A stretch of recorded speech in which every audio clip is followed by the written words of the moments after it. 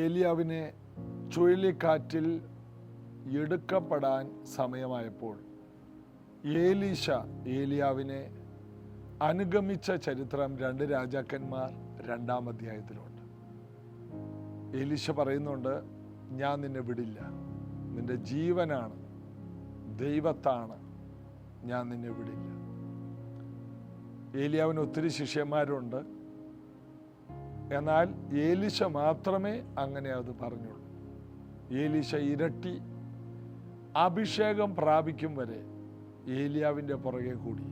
2 രാജാക്കന്മാർ 2-ാം അധ്യായം ഇന്ന് ഭൂമിയിലുള്ള എല്ലാ ദൈവദാസന്മാരും പ്രത്യേകം എടുത്തു പറയുന്ന ഒരു അധ്യായമാണ്.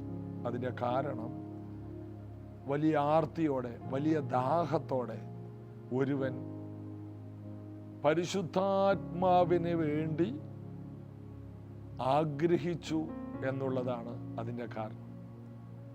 അവന് ദൈവം അത് കൊടുക്കുകയും ചെയ്തു. ഇതുപോലെ നമ്മൾ ഏറ്റവും കൂടുതൽ ആഗ്രഹിക്കേണ്ട ഒന്നാണ് പരിശുദ്ധാത്മാവ്. യേശു ശിഷ്യന്മാരോട് പറഞ്ഞു, ഈ പരിശുദ്ധാത്മാവിനെ കിട്ടാതെ നിങ്ങൾ യെരൂശലേമിൽ നിന്ന് എങ്ങോട്ടും പോകരുത്. ഈ വാഗ്ദത്തത്തിനായിട്ട് നിങ്ങൾ ഇരിക്കണം. നിങ്ങൾ ഗലീലയ്ക്ക് പോകരുത്, ഒരു വഴിക്കും തിരിയരുത്. എന്നാൽ ഈ വാഗ്ദത്തം ഏലിയാവിൽ നിന്ന് ഏലീശയ്ക്ക് കിട്ടിയതുപോലെ ഒരാൾക്കല്ല, എത്ര പേരുണ്ടോ അത്രയും പേർക്കാണ്. പഴയ നിയമത്തിൽ ഒരാൾക്ക് മാത്രം വാഗ്ദത്തം കിട്ടി. അതിനുശേഷം ഏലീശയ്ക്ക് ശേഷം ആ വാഗ്ദത്തം കൊണ്ടുപോകാൻ ആരുമില്ലാതെ പരിശുദ്ധാത്മാവിൻ്റെ പ്രവൃത്തി നിന്നു പോകുന്നത് കാണുമ്പോൾ ഇവിടെ നമ്മൾ കാണുന്നത് യേശു കൊടുത്ത അനുഗ്രഹം ഓരോ ദിവസം കഴിയുന്തോറും ആളുകളുടെ എണ്ണം കൂടുന്നു, ദൈവപ്രവൃത്തിയുടെ എണ്ണം കൂടുന്നു. ഇതാണ് കൃപയുടെ യുഗത്തിലുള്ള പ്രത്യേകത. എല്ലാവർക്കും ദാഹം, എല്ലാവർക്കും പ്രാർത്ഥന ജീവിതം, എല്ലാവർക്കും കാത്തിരിക്കാനുള്ള മനസ്സ്, എല്ലാവർക്കും ദൈവത്തിനു വേണ്ടി എരിവോടെ എരിയാനുള്ള ഹൃദയം. ഇതെല്ലാം ദൈവത്തിൽ നിന്ന് ഏറ്റുവാങ്ങാനാണ് ദൈവവചനം ഈ കാലത്ത് നമ്മുടെ കയ്യിൽ തന്നത്. ദൈവവചനം വായിക്കുമ്പോൾ എരിവും തീഷ്ണതയും ദാഹവും വിശപ്പും എല്ലാം നമ്മുടെ മേൽ കയറി പിടിക്കുകയാണ്. അങ്ങനെ പ്രാർത്ഥിക്കാനുള്ളൊരു ദാഹം, വിശ്വസിച്ച് സ്വന്തമാക്കാനുള്ളൊരു ദാഹം ഈ കാലയളവിൽ ദൈവം എല്ലാവർക്കും കൊടുക്കുന്നൊരു അനുഗ്രഹമാണ്. അത് നിങ്ങൾ പ്രാപിക്കണം.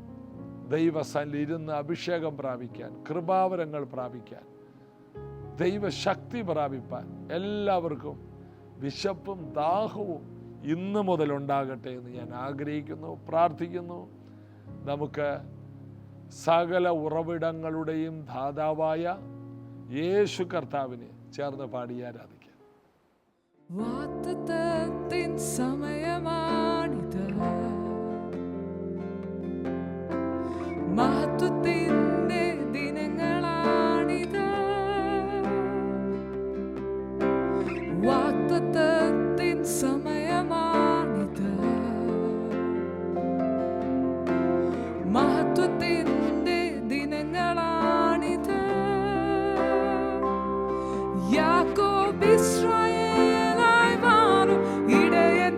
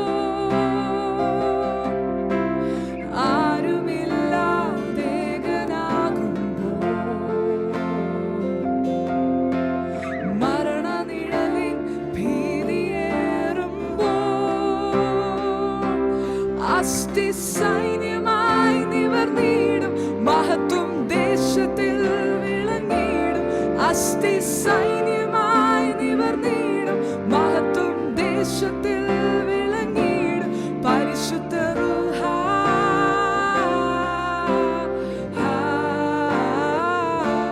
പരിശുദ്ധ റൂഹ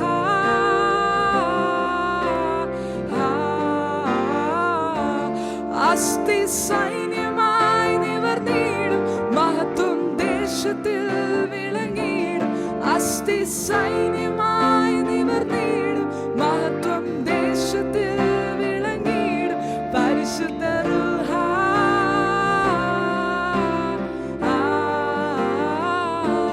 പരിശുദ്ധ റൂഹ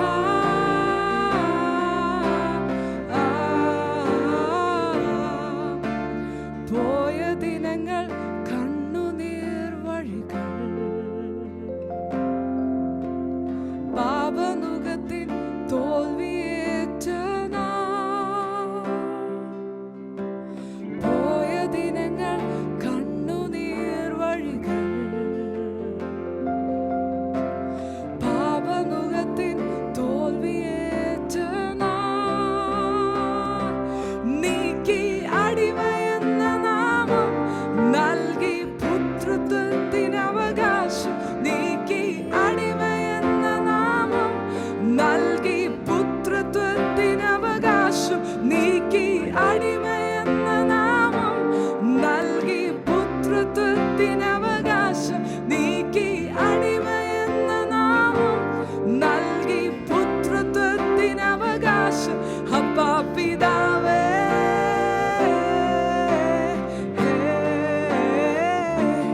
അപ്പാ പിതാവേ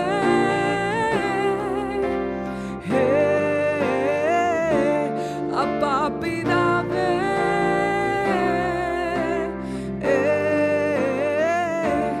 അപ്പാ പിതാവേ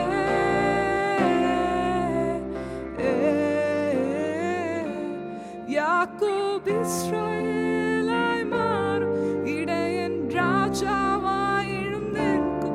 യാക്കോബ് ഇസ്രായേലായി മാറും ഇടയൻ രാജാവായി എഴുന്നേൽക്കും. ഹല്ലേലൂയ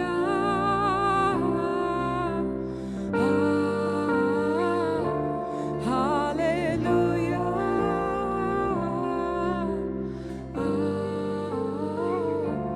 പരിശുദ്ധ റൂഹ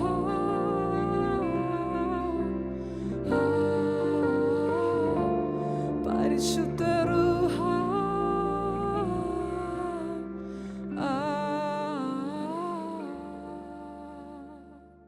നമ്മൾ യോഹന്നാന്റെ സുവിശേഷത്തിലെ 17-ാം അധ്യായം എന്ന പ്രാർത്ഥനയുടെ അധ്യായത്തിൻ്റെ ഒടുവിലത്തെ വാക്യങ്ങളിലേക്ക് വരുന്നു. 25-ാമത്തെ വാക്യം, ലോകം നിന്നെ അറിഞ്ഞിട്ടില്ല, ഞാനോ പിതാവേ നിന്നെ അറിഞ്ഞിരിക്കുന്നു.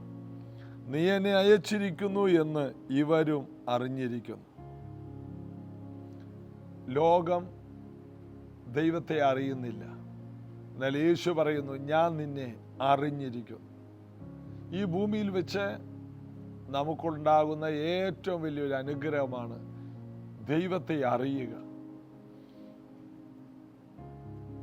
ഇന്ന് ഭൂമിയിലുള്ള നിരീശ്വരവാദികൾക്ക് പോലും ദൈവത്തെ അറിയാൻ കഴിയുന്നില്ല.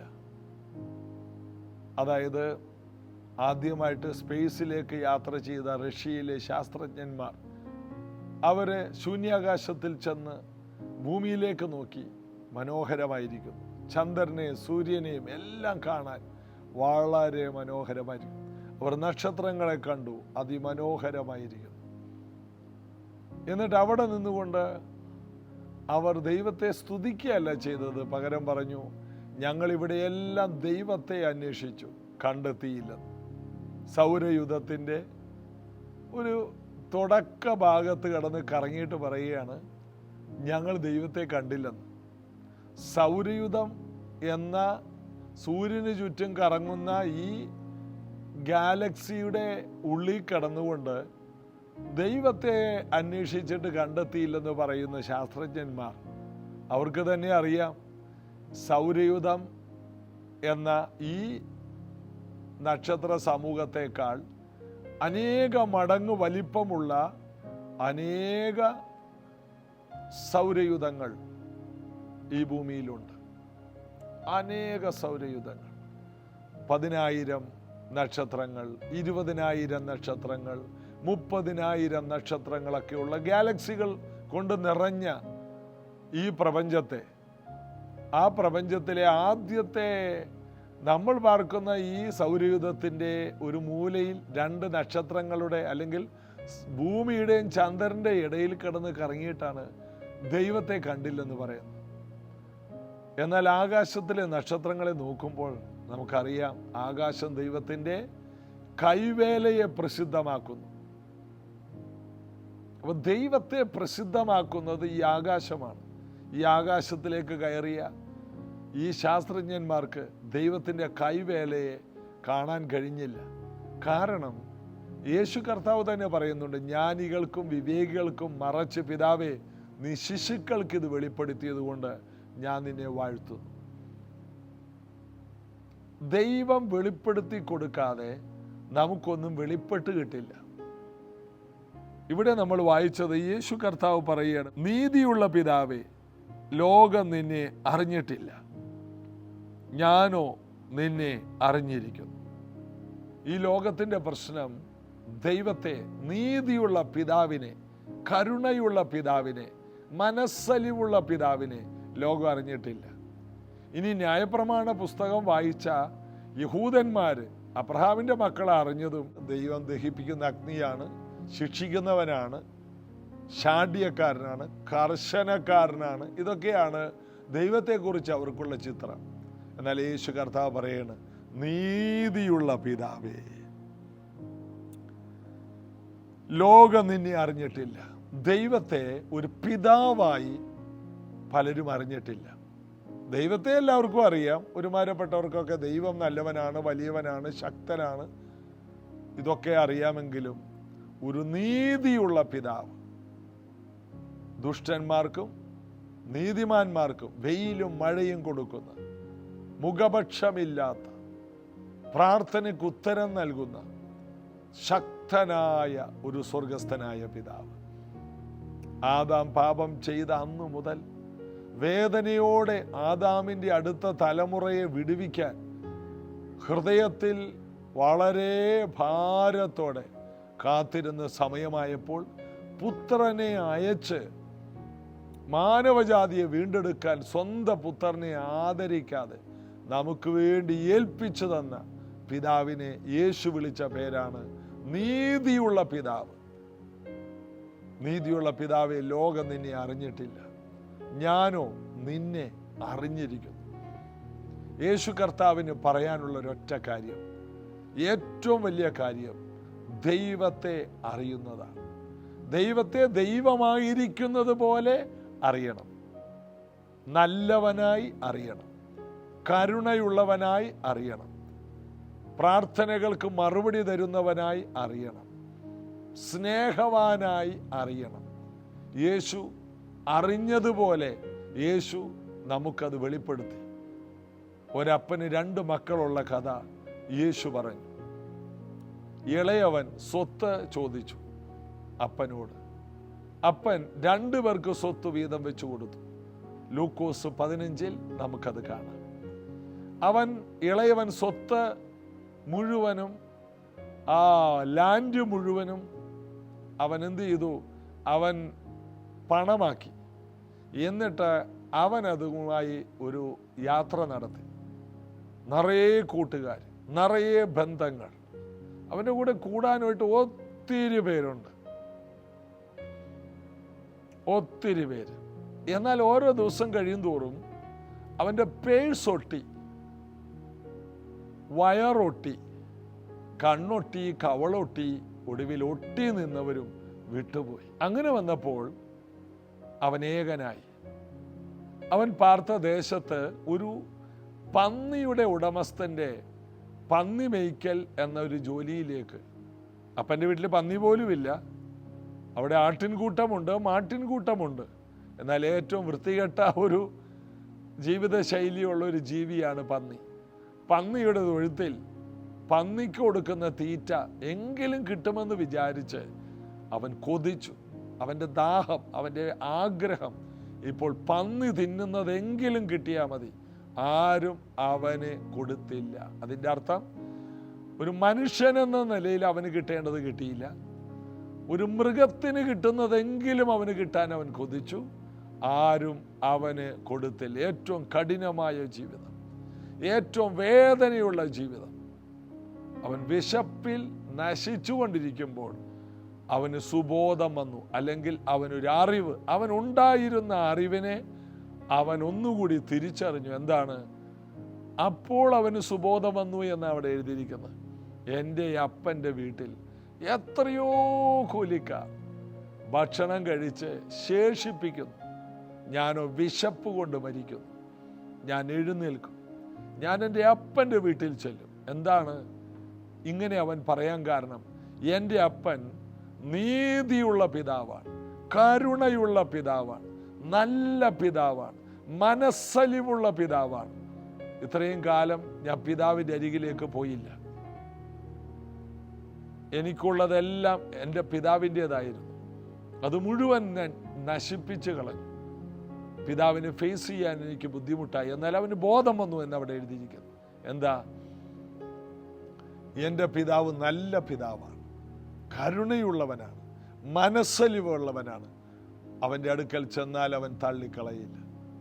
മുഷിഞ്ഞ വേഷത്തോടെ പന്നി കൂട്ടത്തിൽ നിന്ന് അഴുക്ക് നിറഞ്ഞവനായി താടിയും മീശയും വളർത്തി, കണ്ടാൽ ആളല്ലാത്ത രീതിയിൽ, അല്ലെങ്കിൽ ഒരു മനുഷ്യരൂപം തന്നെ അവന് നഷ്ടപ്പെട്ടു. പ്രാകൃതനായി, ഒരു ഭ്രാന്തനെ പോലെ, ഒരു ഭിക്ഷക്കാരനേക്കാൾ കഷ്ടമായി അവൻ നടന്നു വരുമ്പോൾ, അവൻ വരുന്നത് വഴിയിലേക്ക് നോക്കിയിരിക്കുന്ന പിതാവ് കണ്ടു.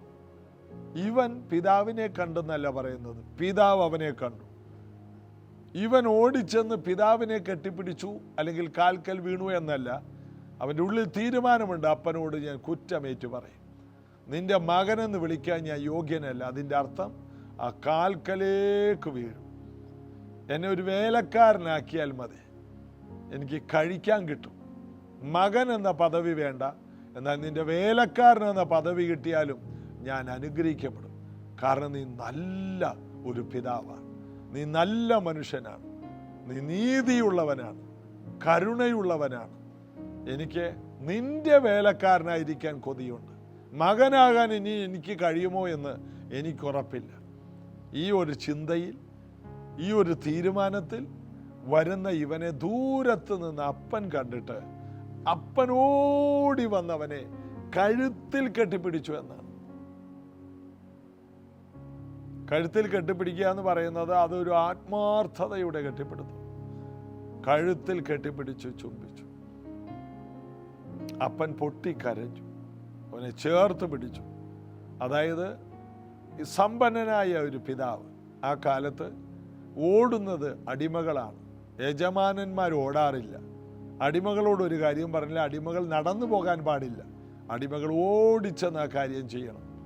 അങ്ങനത്തെ ഒരു കാലത്തെ സംസ്കാരത്തിൽ നിന്നുകൊണ്ടാണ് യേശു പറഞ്ഞത്, ഈ അപ്പൻ ഓടിച്ചെന്ന്, ഒരു വേലക്കാരനെ വിട്ടെന്നല്ല, അവൻ്റെ അടുക്കൽ ചെന്ന്, എൻ്റെ മോനാണ് വരുന്നത്, അവനെ പോയി കൈപിടിച്ച് വിളിച്ചുകൊണ്ട് വാ, അല്ലെങ്കിൽ അവനെ ഈ വീടിൻ്റെ വരാന്തയിലിരുത്ത്, അല്ലെങ്കിൽ അവനെ അടുക്കളയിലേക്ക് കൊണ്ടുപോ, അല്ലെങ്കിൽ അവനെ കൊണ്ടുപോയി ഒരു കുളത്തിൽ കുളിപ്പിക്ക്.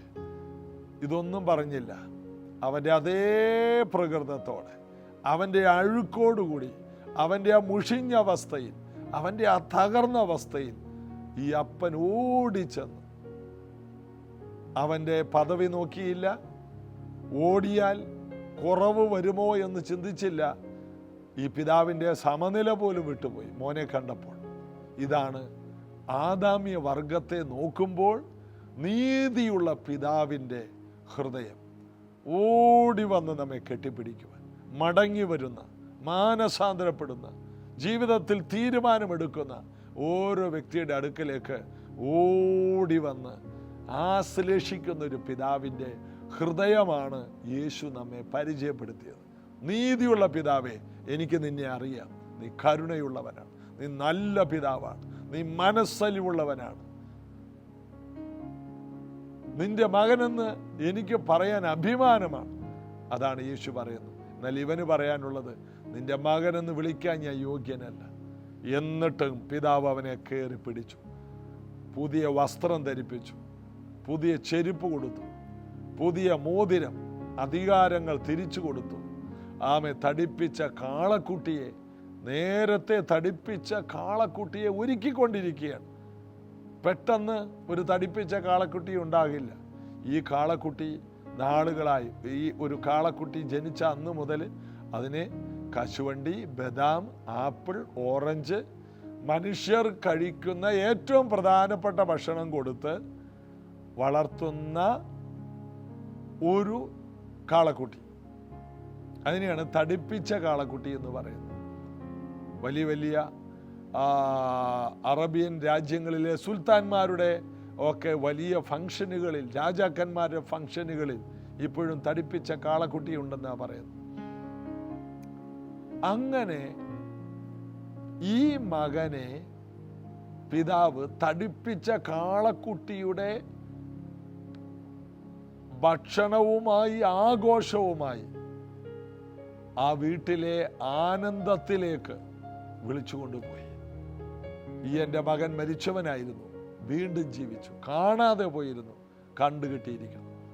യേശു പഠിപ്പിക്കുന്ന ആ 3 ടൈപ്പ് ഉപമകളിൽ 100-1 കാണാതെ പോയത്, 10-1 ദ്രഹ്മ കാണാതെ പോയത്, ഇതാ 2-1 കാണാതെ പോയത്. ഈ 3 ഉപമ പഠിപ്പിക്കുന്നതിൽ 3-ലും പറയുന്നു നഷ്ടപ്പെട്ട ഒരു പാപിയെ ചൊല്ലി, അല്ലെങ്കിൽ വീണ്ടും ജനിക്കുന്ന ഒരു പാപിയെ ചൊല്ലി, തിരിച്ചു കിട്ടുന്ന ഒരു മാനസാന്തരപ്പെട്ട് തിരിച്ചു വരുന്ന ഒരു പാപിയെ ചൊല്ലി സ്വർഗത്തിൽ അധികം സന്തോഷം, വളരെ സന്തോഷം, വലിയ സന്തോഷം. അപ്പൊ സ്വർഗത്തിൽ വലിയ സന്തോഷം ഉണ്ടാകുന്നത് പിതാവിൻ്റെ സന്തോഷമാണ്. അതാണ് നീതിയുള്ള പിതാവ്. തൻ്റെ നീതി കൊണ്ട് പുത്രനെ അയച്ച്, നീതിമാനായ പിതാവ് പുത്രനെ ക്രൂശിൽ നമുക്ക് വേണ്ടി ഏൽപ്പിച്ച് ഒരു വലിയ രക്ഷ സ്വന്തമാക്കി തന്നു. അതുകൊണ്ടാണ് എബ്രായ ലേഖനത്തിൽ പറയുന്നു, ഇത്ര വലിയ രക്ഷ ഗണ്യമാക്കാതെ പോയാൽ എങ്ങനെ തെറ്റി ഒഴിയും. ഇതൊരു വലിയ രക്ഷയാണ്. ഈ രക്ഷയിൽ ആശ്രയിക്കണം. കർത്താവ് നമുക്ക് വച്ചിരിക്കുന്ന കൃപയുടെ പെട്ടകം, അതിൻ്റെ വാതിൽ ഇന്നും അടഞ്ഞിട്ടില്ല. ഈ പെട്ടകത്തിൽ ആർക്ക് വേണമെങ്കിലും ഓടിക്കയറാം.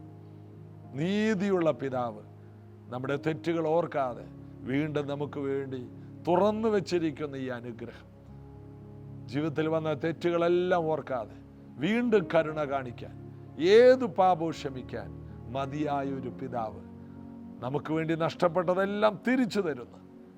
ആദാമിന് നഷ്ടപ്പെട്ടതെല്ലാം തിരിച്ചു കിട്ടിയതുപോലെ, ഈ മുടിയൻ പുത്രന് നഷ്ടപ്പെട്ടതെല്ലാം തിരിച്ചു കിട്ടിയതുപോലെ ആദാമ്യ വർഗത്തിന് എല്ലാം തിരിച്ചു കിട്ടുകയാണ്. ആദാമിനൊന്നും തിരിച്ചു കിട്ടിയില്ല. ആദാമിൻ്റെ അടുത്ത തലമുറകൾക്ക്, നമുക്ക്, ആദാമ്യ വർഗത്തിനാണ് ഈ മുടിയൻ പുത്രൻ്റെ പോലെ എല്ലാം തിരിച്ചു കിട്ടിയത്.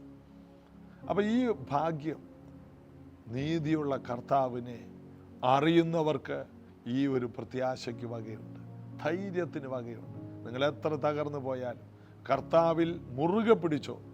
യേശുവിൻ്റെ നാമത്തിൽ പിതാവിനോട് ധൈര്യമായി അടുക്ക്. ഒരിക്കലും അവൻ നമ്മെ കൈവിടില്ല. നമുക്ക് പൂർണ്ണമായി കർത്താവിൽ ആശ്രയിക്കാം, പ്രാർത്ഥിക്കാം. യേശുവിൻ്റെ നാമത്തിൽ ഈ പ്രഭാതത്തിൽ, തിങ്കളാഴ്ച രാവിലെ ഈ വചനം കേൾക്കുന്നവർക്ക് അവരുടെ ജീവിതത്തിൽ പ്രതീക്ഷകൾക്ക് വക കൊടുക്കുന്ന ഈ വചനങ്ങൾ അവരെ നിറയ്ക്കട്ടെ, ബലപ്പെടുത്തട്ടെ. ഇന്ന് കടന്നു പോകുന്ന എല്ലാ സ്ഥിതിയിൽ നിന്നും മടങ്ങി വരാനും, അനുഗ്രഹങ്ങൾ പ്രാപിക്കാനും, നന്മകൾ പ്രാപിക്കാനും ഈ മക്കൾക്കിടയാകട്ടെ. അവർ സൗഖ്യമാകട്ടെ, മാനസികമായി, ശാരീരികമായി സൗഖ്യമാകട്ടെ. സാമ്പത്തിക മേഖലകളിൽ അത്ഭുതം നടക്കട്ടെ. തലമുറകൾ അനുഗ്രഹിക്കപ്പെടട്ടെ. ഇവരുടെ ഭാവി കർത്താവിൽ അനുഗ്രഹിക്കപ്പെടട്ടെ. യേശുവിൻ നാമത്തിൽ ആമേൻ. ദൈവത്തിൻ്റെ കൃപയിൽ നമുക്ക് ജീവിക്കാം, കൂടുതൽ കർത്താവിൽ ബലപ്പെടാം. യേശു പിതാവിനെ അറിഞ്ഞതുപോലെ നമുക്കും പിതാവിനെ നന്നായിട്ട് അറിയുവാൻ വേദപുസ്തകം വായിക്കണം, കർത്താവിനോട് കൂടുതൽ അടുക്കണം. നാളെ ഇതേ സമയത്ത് കാണാം. God bless you.